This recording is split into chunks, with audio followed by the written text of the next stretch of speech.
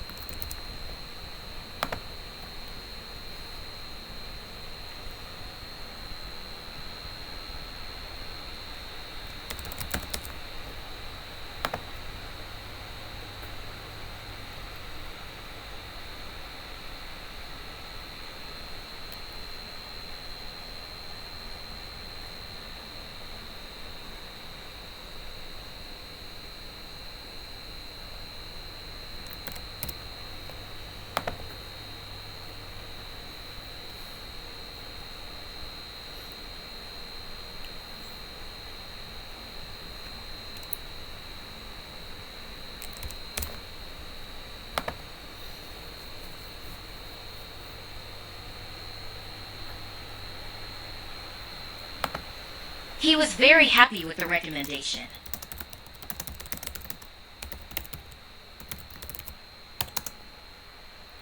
He was very happy with the recommendation.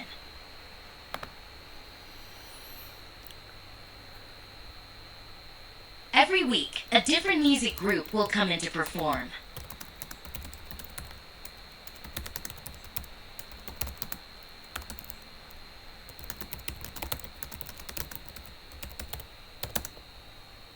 Every week, a different music group will come in to perform.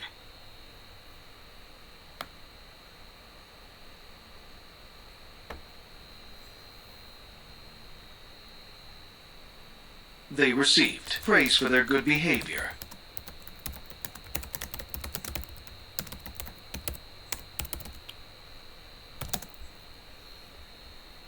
They received praise for their good behavior.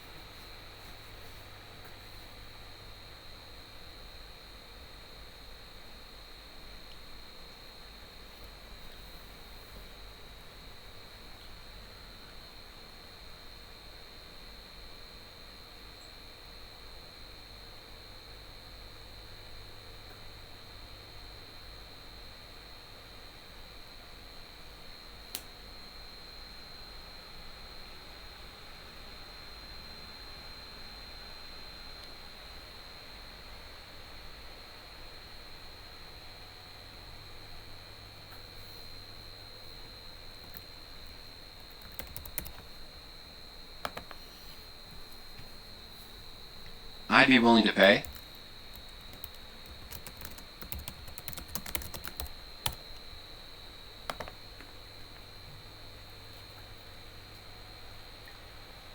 They were especially proud to teach math.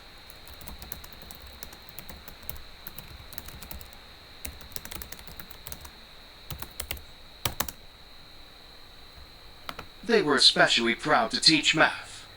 They were especially proud to teach math.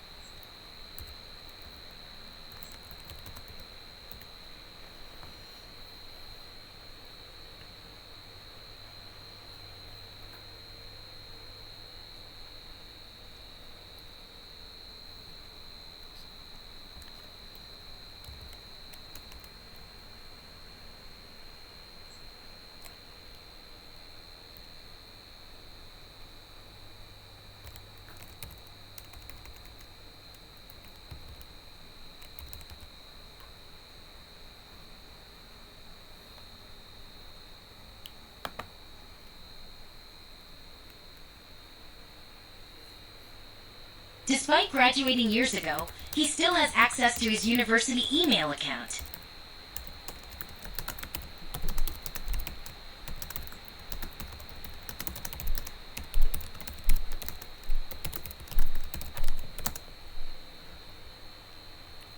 Despite graduating years ago, he still has access to his university email account.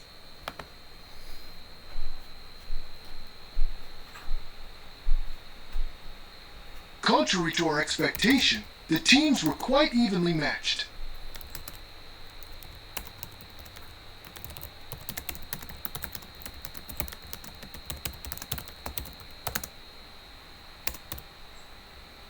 Contrary to our expectation, the teams were quite evenly matched. Contrary to our expectation, the teams were quite evenly matched.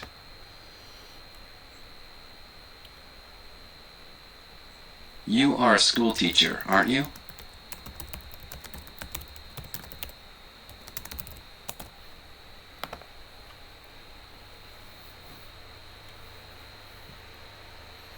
I expected green lawns and quiet streets in the suburbs.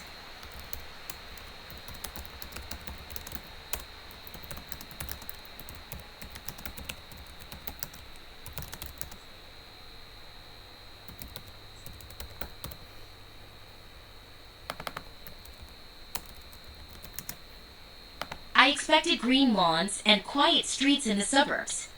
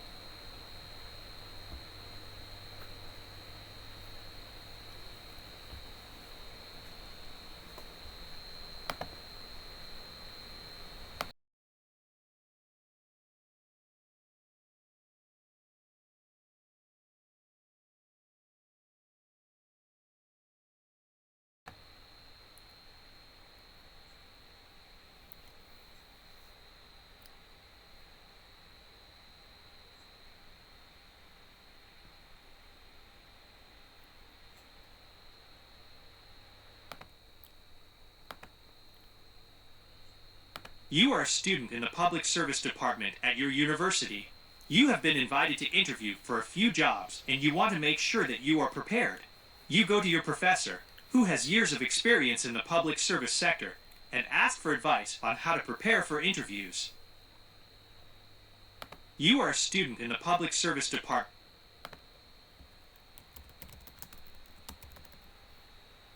at your university.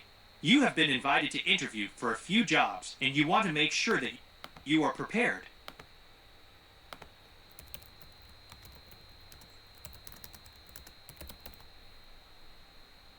You go to your professor,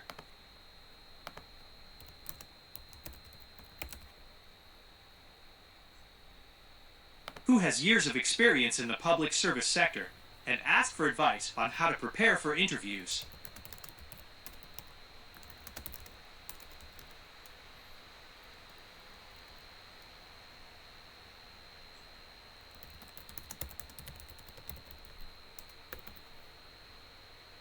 You are a student in the Public Service Department at your university. You have been invited to interview for a few jobs, and you want to make sure that you are prepared. You go to your professor, who has years of experience in the public service sector, and ask for advice on how to prepare for interviews.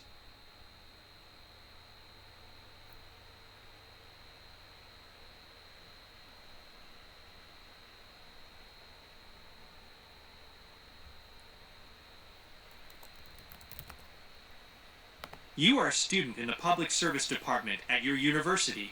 You have been invited to interview for a few jobs, and you want to make sure that you are prepared. You go to your professor, who has years of experience in the public service sector, and ask for advice on how to prepare for interviews.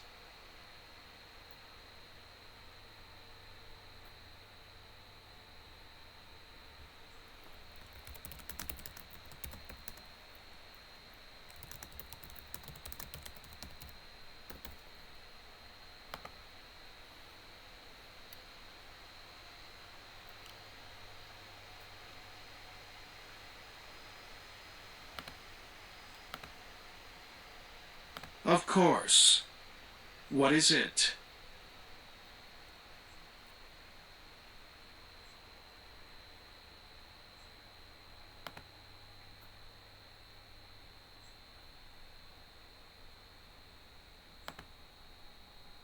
Let's see. First of all, you should make sure that you are familiar with the mission and values of the organization. They will likely ask you questions about how your experience and skills align with those.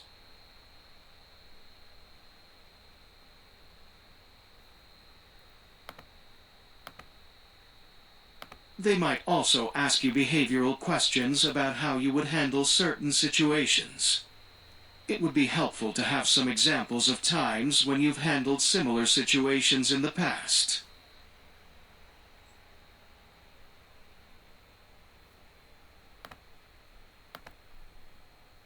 For most public service organizations, business casual is usually fine unless they specify otherwise in the invitation. You want to look professional but also approachable and like someone they would want to work with on a daily basis.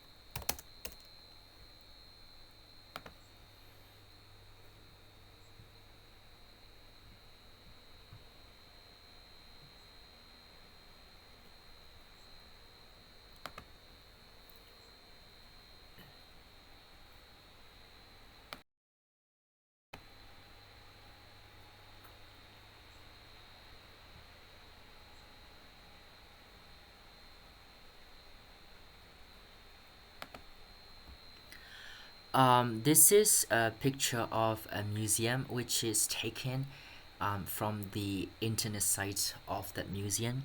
The museum looks extremely mesmerizing with the lightings, with all of the statues in the middle, and with a very wonderful ceiling where the light, the sunshine can pass through. So in the background, I can see an entrance from which the audience, from which the people can come into to enjoy the statues and of course the sculptures and everything. And on both sides of the painting, I can see extremely captivating doors and columns and many other ornaments. I think they are decorated in a very traditional way, although they look traditional to me, but they are still captivating, and I think people might be intrigued by that. However, in the middle of this photo, this is where we can see the main attraction of this museum, the sculptures, of course, but the sculptures are mostly about, I think, people, and these statues might be of the people who were significantly historically or significantly important in maybe during the past. And I think above this museum there is a ceiling which is made of glass, which means the light and the sunshine can pass through to light the room.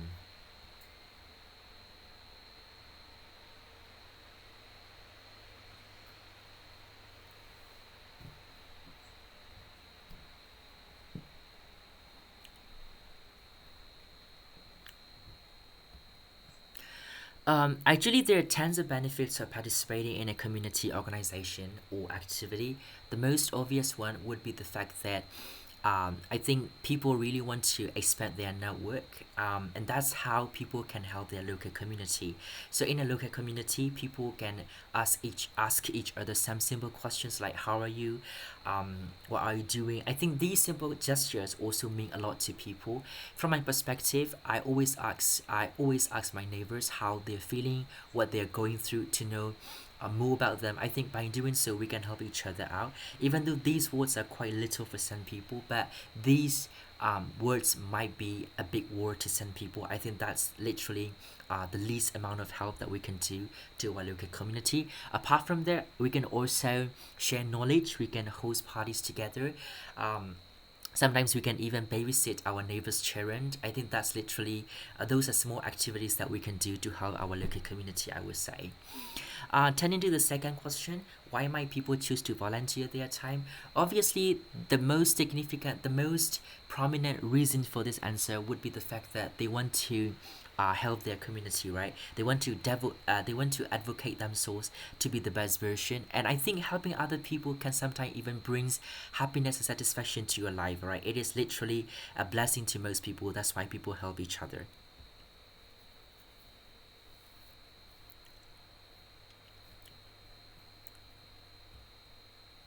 I'd like to ask you a few questions about cost-saving strategies. Tell me what people do to save money. From what I can gather, people normally try to restrict their money, especially to, of course, to save their savings. So normally they try to limit their budget, and they decide like they I think they decide many times before buying anything that they want. So I would say restricting their money or limiting your financial finance would be the best option for it. Although I might be wrong, but that's the best way, I believe.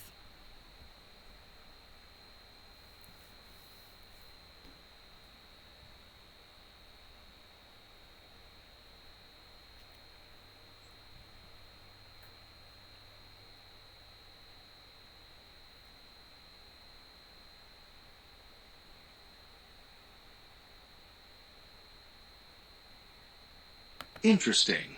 Let me ask you another question. How do you think planning ahead can help save money?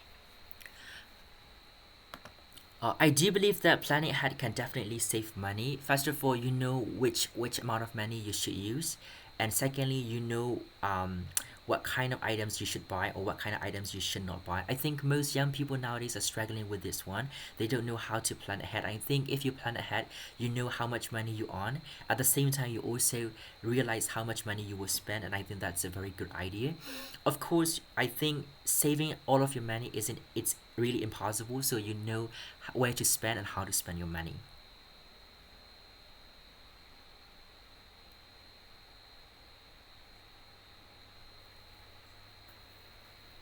Interesting.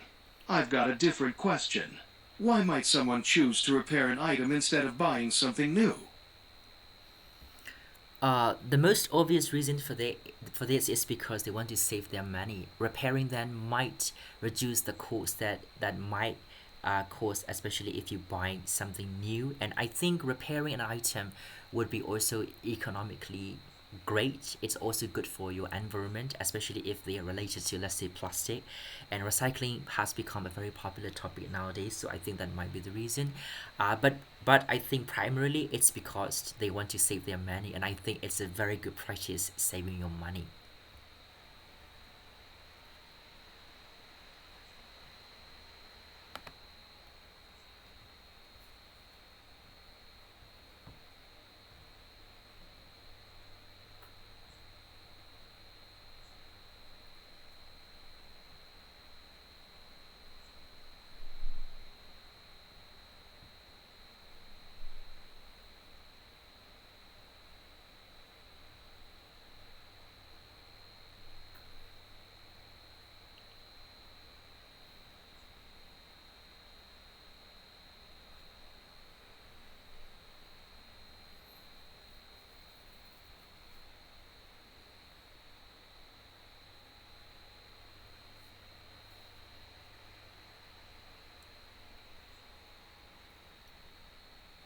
Thanks for discussing cost-saving strategies with me.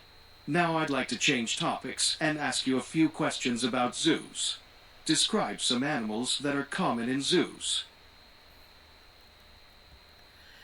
Um, of course, there are many exotic animals in zoos. I would say there are tigers, there are lions, and many other animals.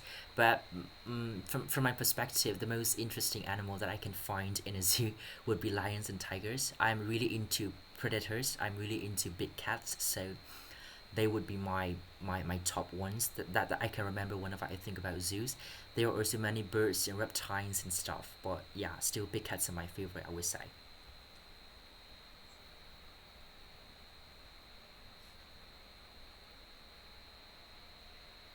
Thanks.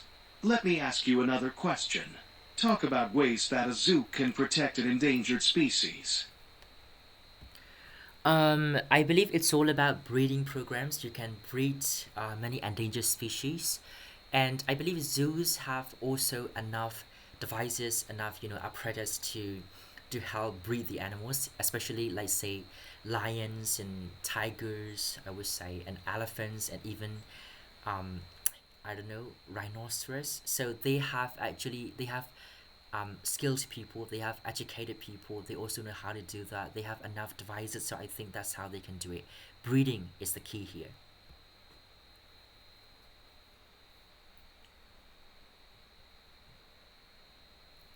Thanks. I've got a different question. Do you think zoos are important for educating people about animals, and why?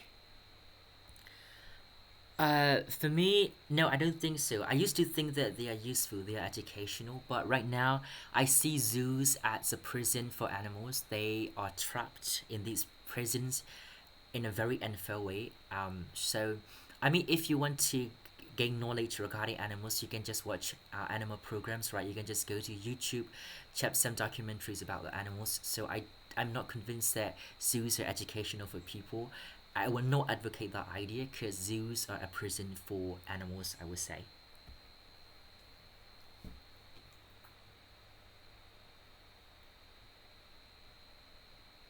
Thanks for talking about zoos with me. Have a nice day. Okay, have a nice day.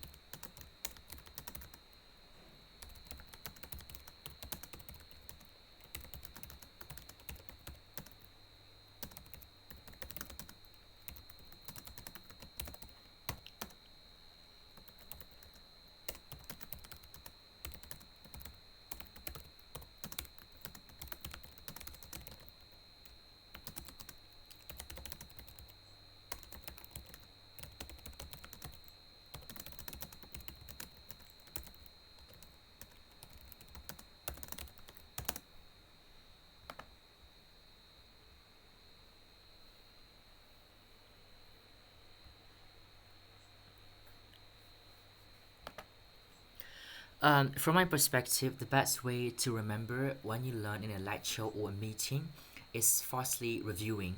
So I will provide two different methods that might be useful, especially for your lecture or meeting, especially just to remember them.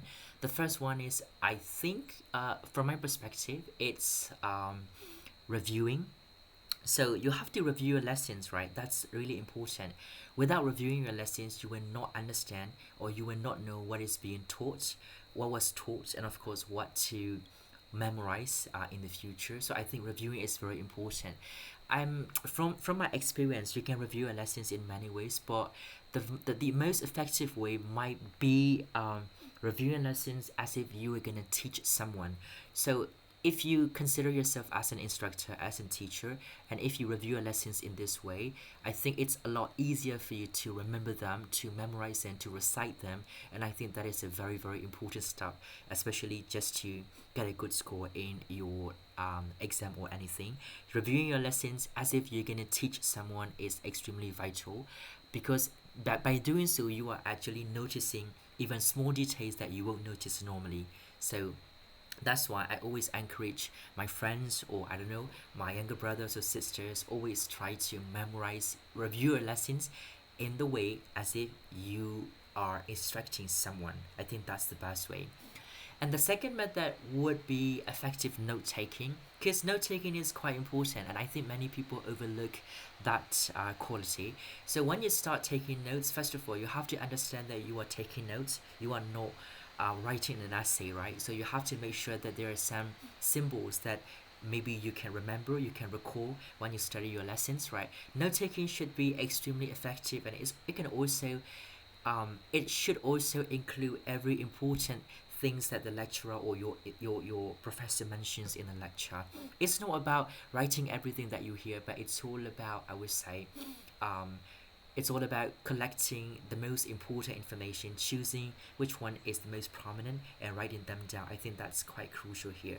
So let me give you an example how I normally do. So when I go to a lecture, first of all, I try to take notes, and I try to differentiate which is the most important ones, which is not that much important, and I try to use symbols, some signs and symbols to analyze my tasks and stuff. I think it makes me a lot easier when I review my lessons later. And after that, after the lecture has finished, I go to the library, or I don't know, I just choose a peaceful area and I try to review my lessons. But when I review my lessons, as I mentioned earlier, I always make sure that I review it in a way that I'm gonna instruct someone later.